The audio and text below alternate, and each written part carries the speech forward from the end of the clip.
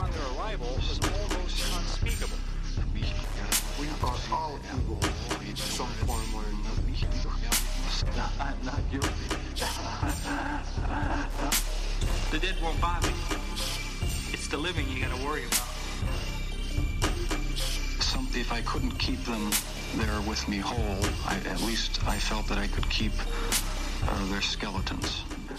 Hello! Hello. Welcome to the Bad Taste Crime Podcast, friends. I'm Janelle. I am Vicky. And we are here for a very interesting episode. I don't know what kind of accent this is. I'm accidentally falling into a Dutch accent, so... I know. I was like, oh my God. I got so excited. I became Dutch. Oh, I got too excited.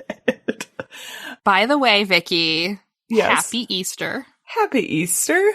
I hope you're enjoying some chocolate and some marshmallowy things and, I don't know, ham, lamb, spring veg, whatever you guys family. do. We always do. Family. Yeah, it seems like our Easter dinner, my mom really gets into Easter dinner, so we do ham and cheesy potatoes normally. Very nice. And this very, very Midwestern type of salad that we call orange stuff. It's a salad, but, is it like ambrosia salad? It's like Cool Whip and mandarin oranges and cottage cheese and... Okay, we don't put cottage cheese in ours, but yes. I think it's cottage cheese. Yeah, and, it's like that kind of salad. And, Jell-O really salads. Good. Yeah, it's kind of like, Jell-O salads. I feel like that's a very Midwestern-y kind of a thing. Mm-hmm. Yeah, we usually go between, because I have a very Italian side of my family, and then I have everybody else. So traditionally when we do our super Italian side of the family, we eat like a brunch, and we have Easter pie. Everything's very vegetarian with some seafood when we do the Italian side. When we're with everybody else, we do ham and lamb, sometimes a prime rib. And then again, we still have the Easter pie, which is cheese, spinach, and eggs inside of like a puff pastry. It's very delicious. Yeah. That's what I eat. I just had a thought. I feel like we normally do, sometimes we do French toast casserole. I'm just like, it's so good.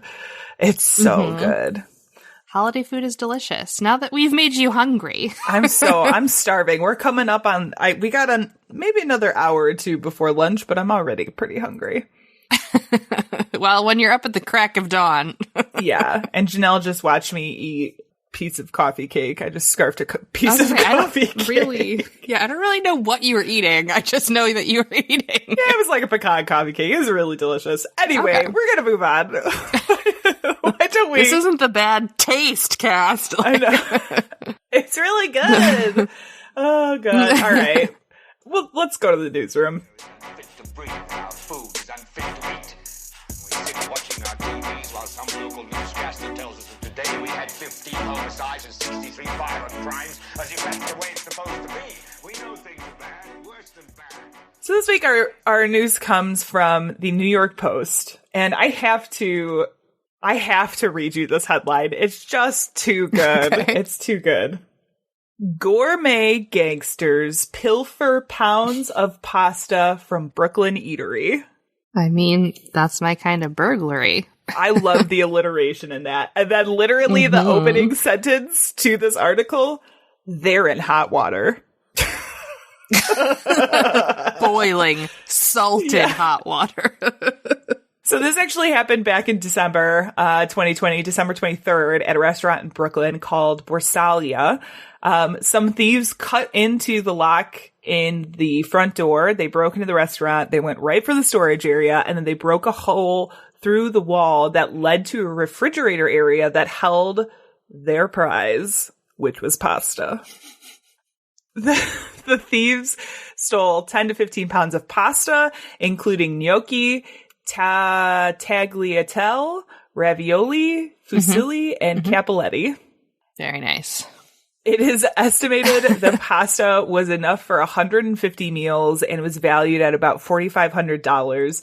Interestingly enough, they left all the other big ticket items, including like valuable electronics. There was like iPads in the restaurant, all the liquor bottles, like all that stuff was left. They only took another $40 from a cash box. I mean, people are starving, guys. They're going to get what they want, which is food. Yeah. And even the owner of the restaurant was like, it could be worse. Like, they could have taken all of this expensive shit, but really we just have to spend a couple nights busting our ass to make more pasta, you know? Mm-hmm. So, people are hungry. Exactly. I wouldn't be too sad if somebody stole pasta. No. I mean, if they stole my fresh mozzarella, though, it's over. I will also say again, this happened on December 23rd. So this was the day before Christmas Eve, which kind of sucked. If you're an Italian, you do Christmas Eve dinner. So they're preparing. So we're going to move on to Netflix and Kill. Last week, we had said we were going to talk, or not last week, last episode, we said we were going to talk about Murder Among Mormons, and we're going to talk about it this week. More like Boring Among Mormons. I will start off. I normally start off by giving my take. I liked it. I don't think Janelle did. Mm-hmm. No, it was really fucking boring. It could have been an hour-long, movie, and that was it. It was way too drawn out. Nah, I thought it was very interesting. I was like, so first of all, what are we talking about?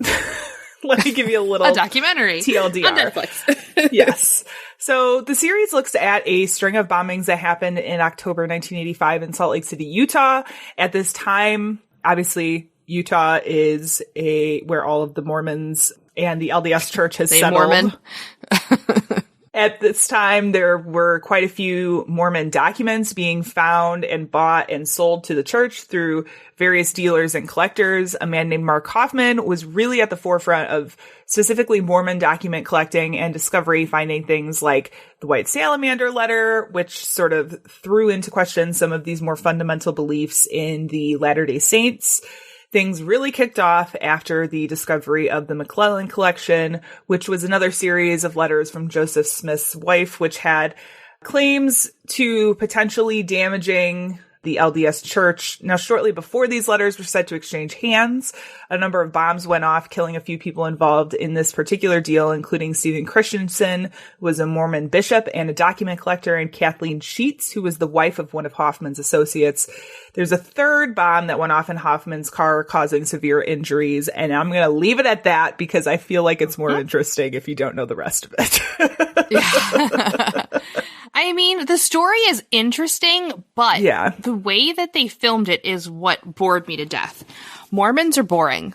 When they talk, it is like the most monotone, like, are you going to get to a point? Like, I just couldn't concentrate because, first of all, some of those dudes look real interesting. We'll just put it that way. Some of the people they interviewed were very hard to look at. You're so mean, Janelle. I'm sorry. They looked like 1920s cartoon characters. I was just like, God. What is in the water in Salt Lake, Utah? But, I mean, they're Mormons. So I came into it being like, I've encountered many a Mormon in my life. And I wanted to walk away from each and every conversation. Because it was just, I don't know what it is, but the way in which they like a lot of Mormons that I've met and then the people on this documentary, they speak in this very monotone, quiet, sheepish way that instantly makes me want to fall asleep. It's like, it's just so like calm and quiet. So and like, I'll tell you that I liked it because of how it was put together. It actually reminded me a lot of like Wild Wild Country or Evil Genius, where they use this combination of archival footage from the investigations and some reenactments. Like there was the reenactment with the dude in Hoffman, like his best friend in Hoffman, like driving in the fast car and getting out with the Uzi, like shooting the back boxes of like some house out in the middle of nowhere, Utah, right? There was that little reenactment in there that was like, this, I don't know. The other part that was like really weird to me was when the guy who they interviewed the guy who came across Hoffman after the bomb exploded in his car, and him talking about, he's like, I knew he was a Mormon because his undergarments were showing, and so I brought out my pocket anointing oil, and I was like, I literally can't listen to this right now. Yeah, but that's a thing. I commanded him to live. I commanded him to live, and I was like, oh. The LDS has I took a break right there. LDS has some really interesting practices, and I think the thing, I always have an interest in religion, right? I am naturally drawn to these things because I just find the practices of some of these organizations really fascinating and strange and absurd, and yeah. And you want to understand it a little bit. So LDS is kind of definitely lands in this stranger. They are really weird. Yeah. I really, like, Mormonism is so, it's almost Scientology. It's almost one step above aliens. Like, it's so close that I'm just like, you guys are real kooky. Like, real kooky, but real conservative. I don't get the mixture. Yeah, with the whole Joseph Smith angels gold plates thing. That's like, it's just... the undergarments, the practices that they do before and during marriage ceremonies, it's otherworldly. It's very like kooky. It's almost like people are making fun of religion, but they're super serious about it. Right. It almost is a joke. Yeah. So the nice thing about the series is for a series, it was only 3 episodes. Nice and short. Honestly, it could have been shorter. Lies. I think 3 episodes was fine. Janelle and I do not always agree on everything. I just like, okay, there's storytelling and then there's just putting more content in so that you can get more views. And I feel like a lot of the Netflix documentaries are starting to tend towards that point where it's like, well, we want to draw people into this and get a little bit more content hours out of it. So we're just going to chop it up and make it longer and add some unnecessary things in there. I like more like the HBO documentary series where they're very like, this is an hour. We're getting to the point. And the ones that they do draw out where they have multi-series, those are stories that are super duper complex that you couldn't tell in 1 hour. I feel like this story it's very interesting, but it's just, I don't think it has enough content to it to really be that long. No, I absolutely disagree. I think for a series, like the fact that they did a series in 3 episodes instead of in 6, as there's definitely some series on Netflix that are doing that. This particular one, I feel like having to have all of this backstory about the church and about the sort of document collecting world provides a lot of context for the things that were happening. And it totally deserved 3 episodes. Which is so interesting that we picked 2 things that were about forgery in the last couple. I know. You can tell what I've been watching recently. Yeah, and I worked in a bookstore where I was part of the group of people that did the comic books and the rare older books. And there are people who do try to bring in things and you're just like, this is nothing, ma'am. I know you think it's something because you think this is an autograph, but it's not. Like, you know, like, yeah, there's a lot of fraud in that aspect. And again, that's another area where people kind of dictate the market a little bit. You know, like people's opinions on certain authors and certain things. It's right. Very much like the art world. Right. Yeah, I agree. To that point, I agree. So if you want to settle this dispute, maybe you should check it out and let us know what you think. It's Murder Among Mormons. It's on Netflix right now. Won't take you very long, but, you know, at least watch 1 episode. Then you can decide if you want to continue. Really, the second one is where it picks up, but, you know, you need the base of the first. It's all great. I didn't say it was bad. I just said it was unnecessarily long. So this is that part of the show where we say content may not be appropriate for all listeners. We'll be talking about instances of murder and rape and I don't have any of that. I do. Might be a little rough on the end half. So if you're not into that, maybe skip this one. But yeah, Vicky's got to bring it down after my interesting light story. I'm going to bring it down and bring it back up again. It's fine. Okay. It'll be fine, guys. As long as we have a high note at the end. Sort of. It's kind of a high note. Okay. Well, it's Easter, y'all. So I thought that I would kind of take us into an interesting phenomenon that happens.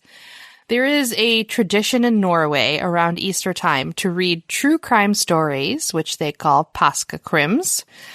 And this is like what they do after they have their Easter dinner. They all just go and enjoy a true crime story, which is my kind of tradition. I had no idea this was a thing. It seems like it would be, but Norway's interesting. They're really the birthplace of the true crime genre, to be perfectly honest.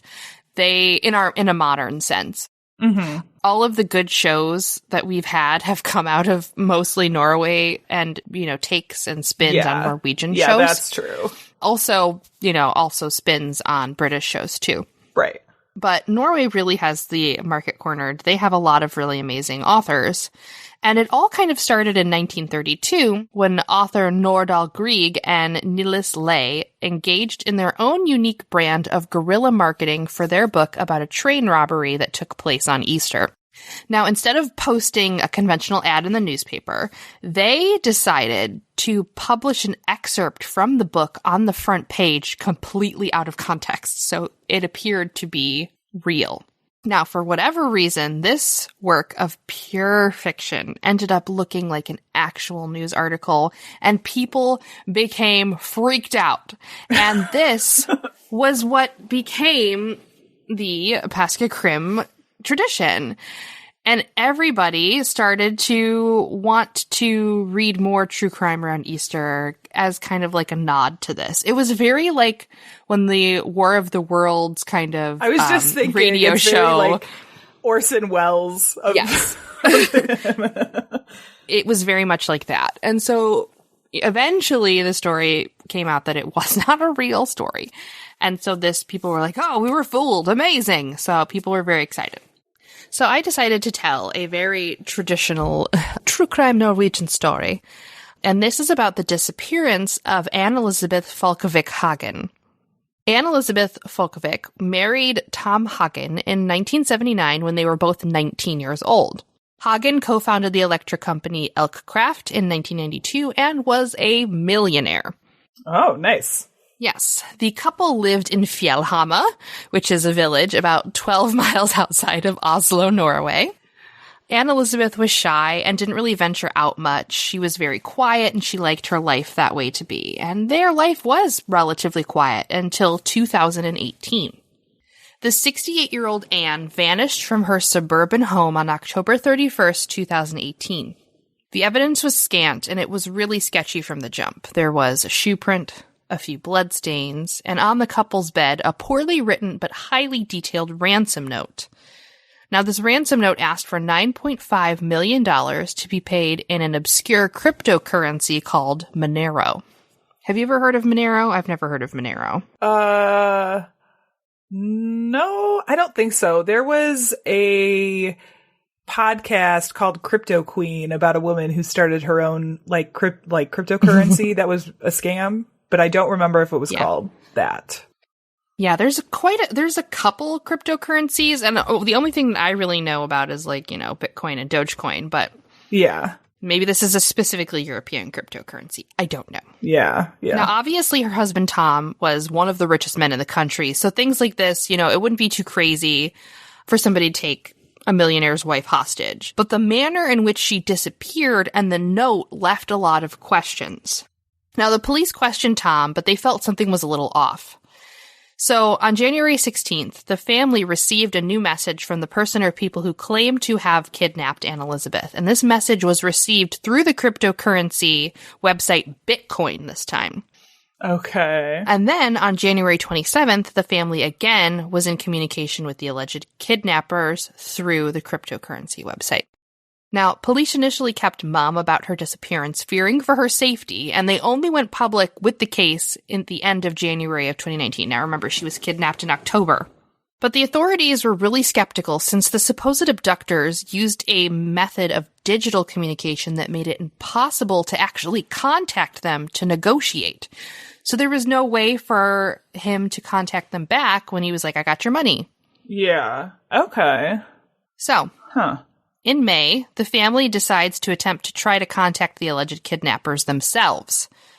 They didn't receive any evidence of Anne Elizabeth's well-being, and nothing else was coming from the kidnappers. Now, this is an excerpt from an article.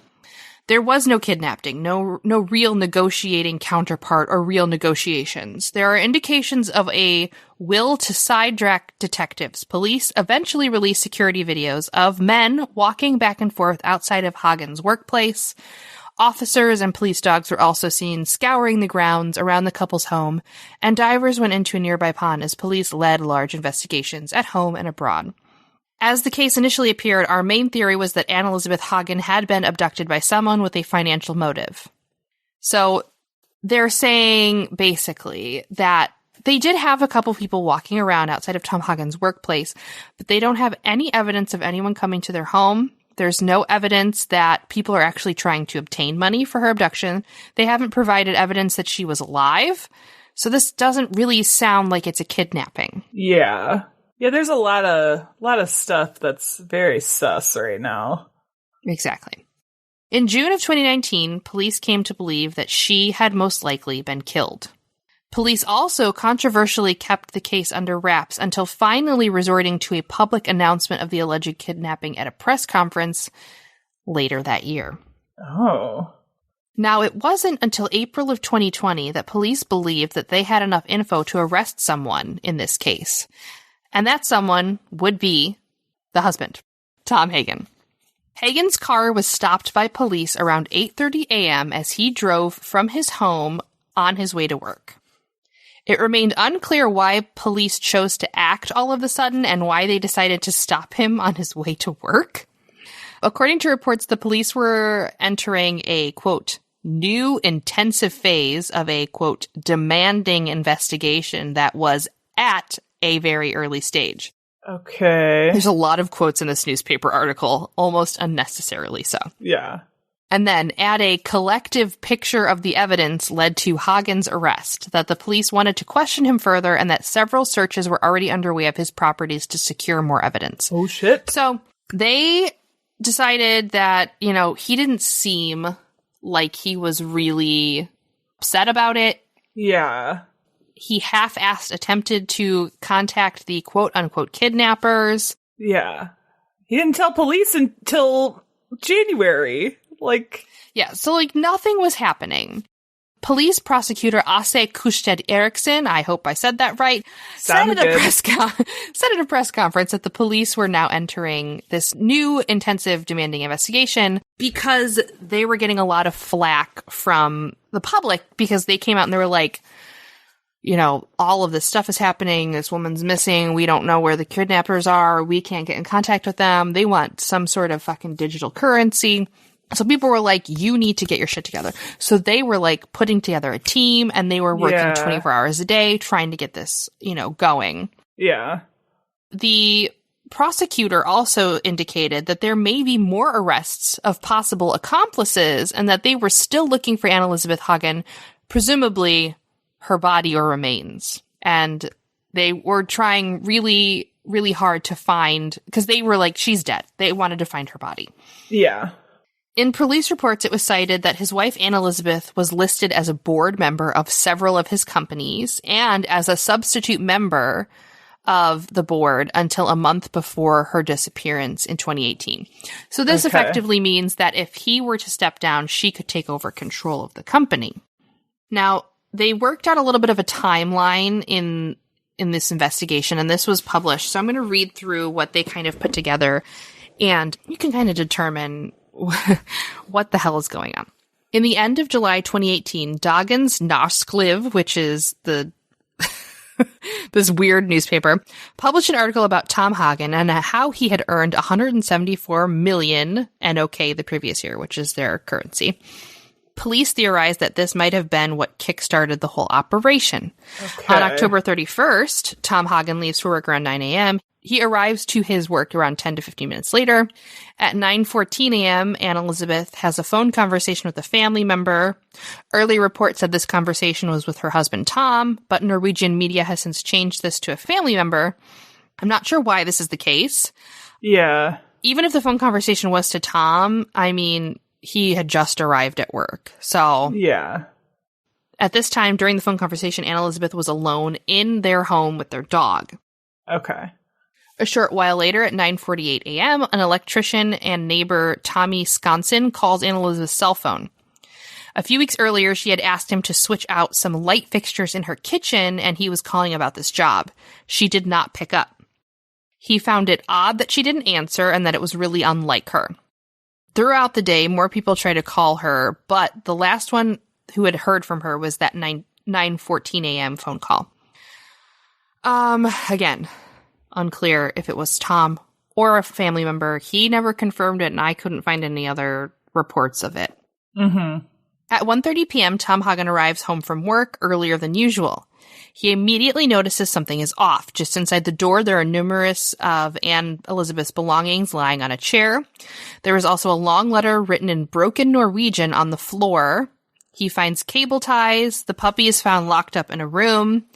There is a ransom note demanding 9 million euros in cryptocurrency Monero. If he doesn't pay up, a video of his wife being killed will be posted online. The ransom note also says the family is being watched and his wife's life is in danger should he contact the police. There are no instructions on how to buy Monero included in the letter. At 2:07 p.m., Tom Hagen contacts the police in spite of the threats of the ransom note, and the police meet with him secretly in a gas station shortly after. Now, this case is actually still open, and Tom Hagen is still under investigation, and he's still technically charged in the crime. In August of 2020, the newspaper VG and the Norwegian Broadcasting Network wrote that a relative of Tom Hagen is accused of having tried to influence a key witness in this case.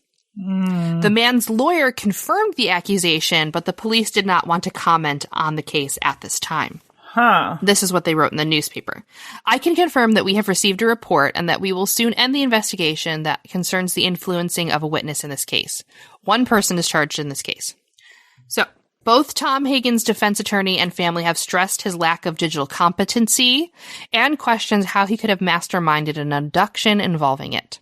Police, however, believe Hagen planned his wife's murder over a lengthy period and then tried to cover it up through a staged kidnapping. The police dropped the murder charge in May of this year, but he is still being investigated for his part in the disappearance of his wife. And they are almost certain that she is dead because they have found absolutely no evidence of her anywhere. Yeah. So this, like I said, this case is still ongoing and open. I haven't found any additional information since May that, you know, when they dropped the charges. So it's still ongoing this year. I've been kind of keeping an eye out. Yeah. But I have a feeling that they're really not going to figure out whatever happened to her. That's really interesting. Because I wonder... It definitely sounds like there's a group of people involved, though. I wonder if they have... Like, there's part of me that feels like if you're dealing with that much money, like if you're a person that in any way, shape, or form is like worth that amount of money or handling that amount of money, you would have... You'd be more likely to have security cameras and stuff around your house. See, that's what I thought like too. Especially if you're doing this in the course of your business, like the place of business would have more security cameras. So, you know, the timeline that they set out about him like arriving to work and there were security cameras outside of his work, but nothing around his home or neighborhood. Okay. Which is surprising because I feel like there's a lot of European countries who have a lot of like CCTV everywhere, but they lived in a suburb outside of Oslo. So okay. Maybe that's why they moved out there. Yeah, maybe. I just am like, but yeah, it's a very interesting story. But it's very confusing because when I was going through all the newspaper articles, there wasn't a whole lot of information about her initial disappearance because they had kept everything so quiet. So everything I was coming across was articles about him being arrested and then kind of giving a little bit of information. Yeah. Even in the press conference they gave, it was still so vague and so like, what the hell is going on? You just knew a woman disappeared and that was about it. So, she's still considered missing. They haven't tried to, in the United States, sometimes they try to get somebody deemed dead so that they can like proceed with a different direction. Right. They're still proceeding with it as a disappearance case with a possibility of murder. It's very interesting, but they I don't know how they actually got him and like arrested him for murder. And it was another charge that was something like, lying to the police. Mm-hmm. But they held him for a while and then they finally like changed it. They dropped the murder and changed it to aiding and abetting basically in a person's kidnapping. So it's a very weird story. Yeah. Wow. That's pretty wild.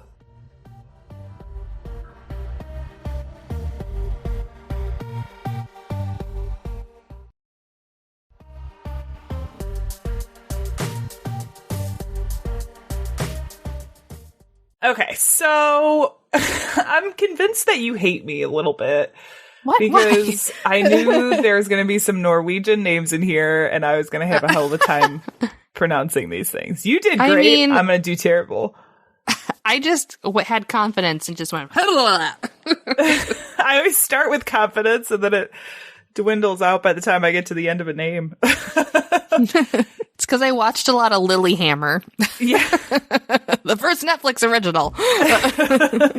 So I'm going to talk about a man named Fritz Moen. So Moen was born in 1941 in Sarpsborg, Norway, to a seamstress and a German soldier. His father died on the battlefield in 1944, and his mother later remarried. Now, after realizing she would be unable to care and provide for her child, Moen's mother sent him to an orphanage where he would spend his childhood. He grew up in moving from various orphanages around.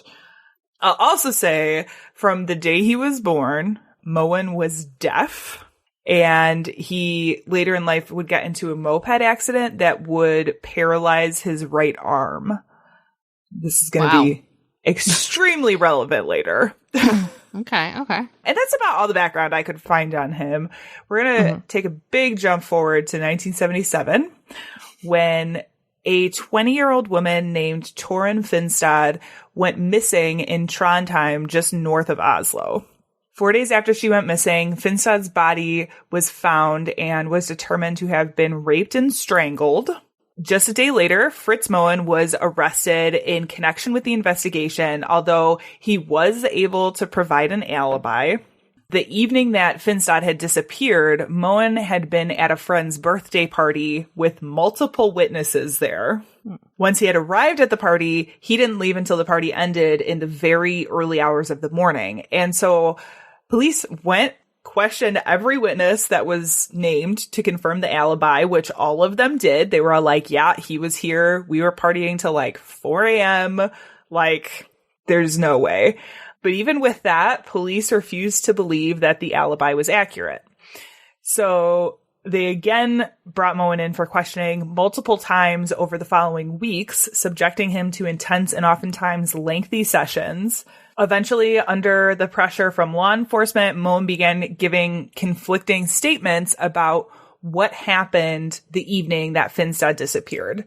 Now, one thing was consistent, and that's how inconsistent his statements were with the evidence that they had collected so far about the disappearance. Mm-hmm. There wasn't actually any physical evidence that connected Moen to the crime. There were no witnesses to his involvement, but nevertheless, he continued to be suspect number one. Now, in an article written by Hans Schur for the magazine Justice Denied, which a lot of my research came from this article, he points at the media as well for influencing Moen's statements to the police, saying, quote, the accurate details that Moen did provide were included in newspaper articles that he was known to have read. After participating in a crime scene reconstruction where Finstad's body was found, he was able to provide several accurate details about the area, but a number were still correct. So they were like, If he happened to get something right, they would publish that in the newspapers. He would read the newspaper, and then it would like reinforce that as a thing that he would then say during the reconstruction. Police continued interrogating Moen, communicating with the help of an interpreter. That was like one of the things that he had to have during all of these interrogations. They did eventually indict him for Tauren Finstad's murder based solely on what they considered confessions. And the jury would also rely on these statements when the case went to trial. And in 1978, they found Moen guilty of rape and murder, sentencing him to 20 years imprisonment with up to 10 years of post-release supervision. Moen appealed his conviction, which was upheld, although his sentence was reduced to 16 years.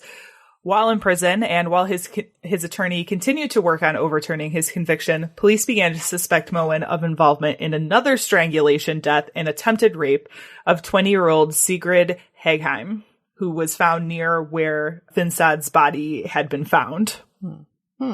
Now, again, police subjected Moen to repeated questioning, saying that he had confessed to the rape and murder during the 7th interrogation session. Conveniently, this was the only session that Moen didn't have an interpreter present. Of course. I thought you were going to say the only one that wasn't actually recorded. Yeah, no. He didn't even have an interpreter present, so I can't imagine. I was just like, really, guys? Now, Moen attempted to recant these statements, saying that he had been coerced by police, but authorities used these statements again to charge Moen with attempted rape and murder for Hagheim's death. Again, there was no physical evidence or witnesses that connected Moen to the crime. He was found guilty and sentenced to 5 years imprisonment to be served consecutive with his existing sentence. His attorney appealed the sentence as well, but the appeal was denied. So Moen served 18 years in prison. He was released in March 1996. And this whole time, he continued to proclaim his innocence, but was, again, from Hans Schur's article, quote, considered enough of a continuing threat that in October 1999, a district court judge authorized his supervision for an additional 5 years. Now, enter a man named Tor Sandberg, a private investigator who was known for his role in the exoneration of Per Lilland, which is another big exoneration case in Norway. Sandberg agreed to work on Moen's case pro bono after realizing the judge on the case was Carl Solberg. Now, Judge Solberg had heard the trial for a man named Adel Haag, who was wrongfully convicted of sexually abusing his son and daughter and later committed suicide. Wowzers. Okay. So the same judge that presided over that case also sat over Moen's. So Sandberg spent the next year looking into Moen's convictions, including the investigation materials and interrogation materials, working in part with attorney John Christian Eldon, who would take over as Moen's attorney. Solberg found that although blood and semen had been collected in the investigation, and after testing, neither connected Moen to the crime scene. They did, like, the blood typing was available at that time, and the blood type did not match at all. Prosecutors actually sought to downplay this evidence, questioning the accuracy of the testing during trial. This evidence was mysteriously destroyed by the time Moen's investigative team tried to obtain it. Sandberg was also able to get the forensic expert to confirm that and this was a forensic expert that did the autopsy on Hagheim. So he confirmed that the semen found in Hagheim's case had to have come from her attacker, effectively excluding Moen as her attacker, because the prosecution at the time of trial was trying to say, well, she could have had sex with her boyfriend before the attack happened, and that's where the semen would have come from. And this forensic expert essentially said, no, that's not. There's no way it could have happened like that. In 2000, Eldon filed a petition to have both of Moen's murder convictions reopened based on, quote, Sandberg's investigation that exposed irregularity in Moen's confessions and the police investigation, exculpatory biological evidence, and the prosecution's failure to disclose favorable witness statements in both cases to Moen's trial attorney, end quote.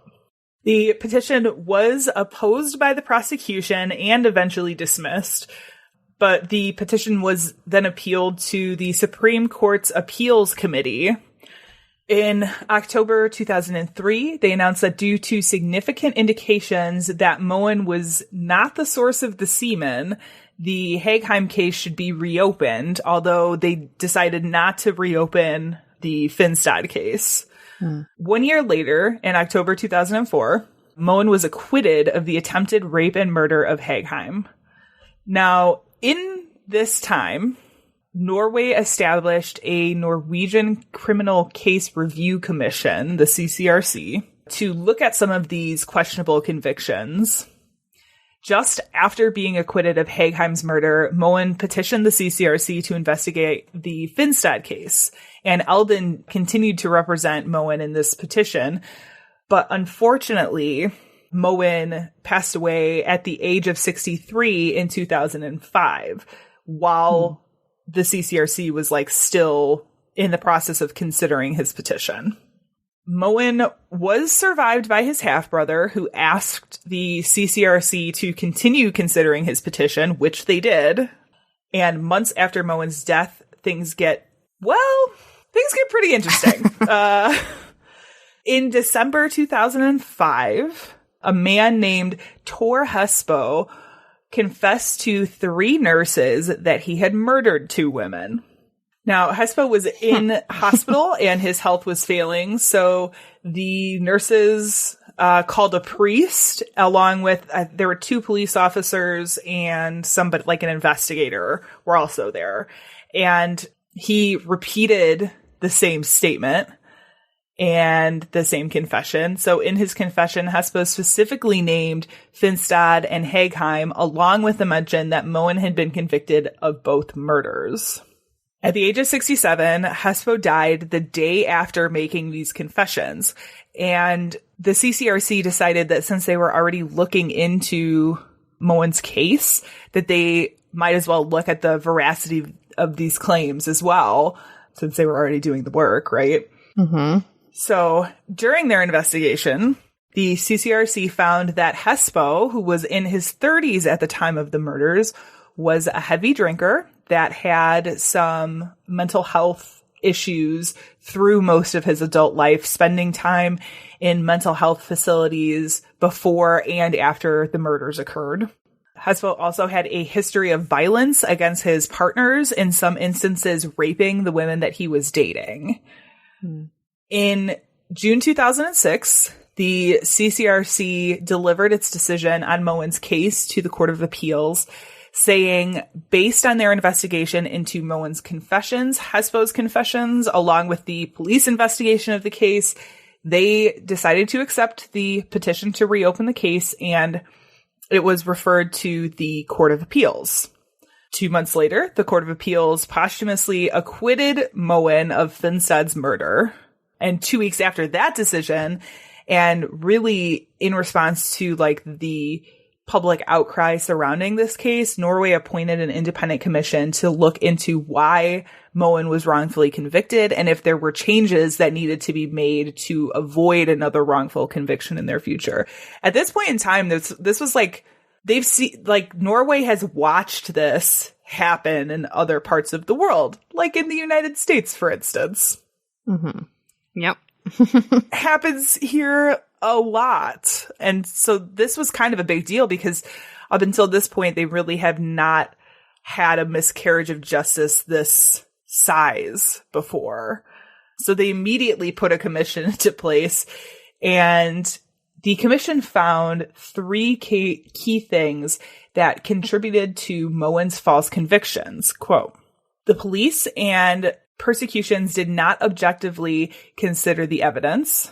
The prosecution's expert witness was not thorough in his examination of the evidence, and he wasn't objective in his evaluation of the meaning of the evidence.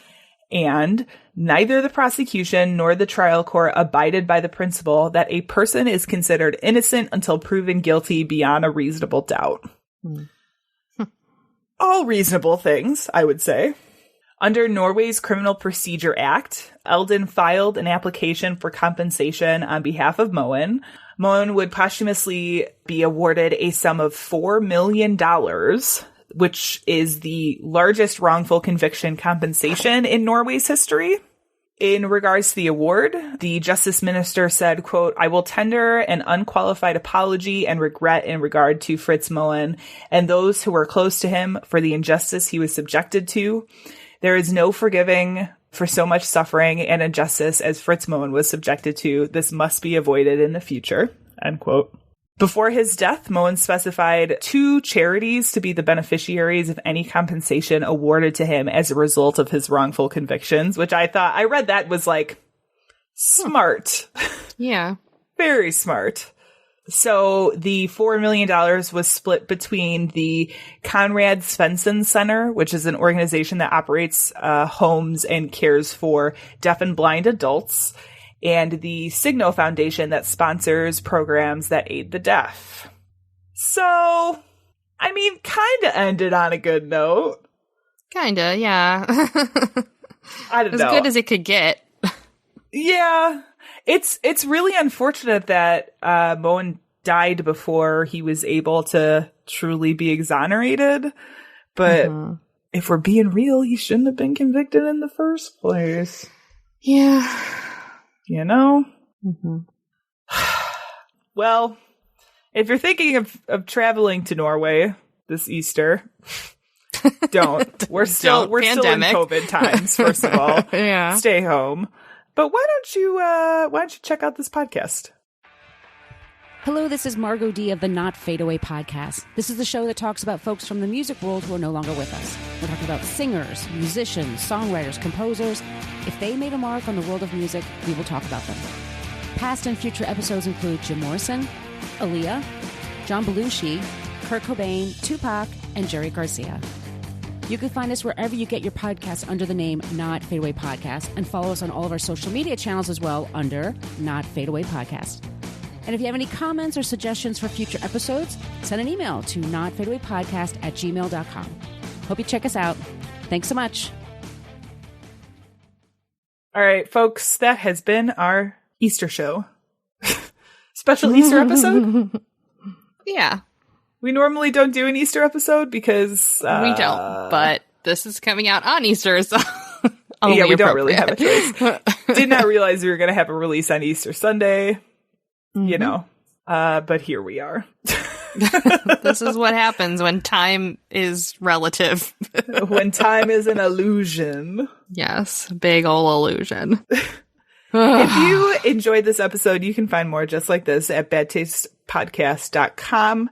There you can also find links to donate if you want to support the show, or if you want, like, I don't know, a mug or a pencil bag, or...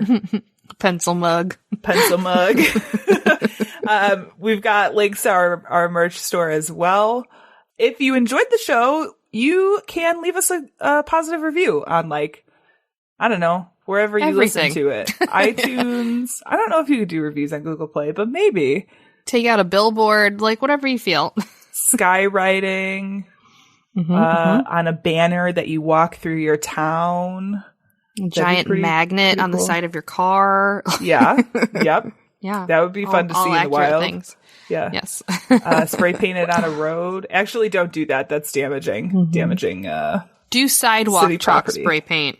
Yeah. Washes off. Yeah. There you go.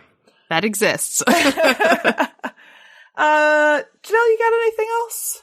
I mean, we don't know what's going to happen the rest of the year, so stay tuned? ? Oh my God. Pandemic? I don't know what's going to happen the rest of the week, let alone the rest of the year. Yeah, I mean, we had so many live shows that we were planning ahead of time, you know, ahead before all the pandemic times. And now everything is just like, it's very stagnant. So we're just going to keep doing this. I know we applied for the Fringe Festival. Maybe that'll happen. We'll see. Yeah, that was fun last year. But like, that's all we got, you know? We're just trucking. We're murder trucking. Just trucking. Yeah. On that note, we'll truck to the end and say our sound and editing is done by the lovely Tiff Fullman. Our music is done by the equally as lovely Jason Zashevsky, the Enigma. This has been the Bad Taste Crime Podcast. We will see you in 2 weeks, probably. Hopefully. Bye. Ha day, my Norwegian friends. Left their bodies on the hillsides along the highway.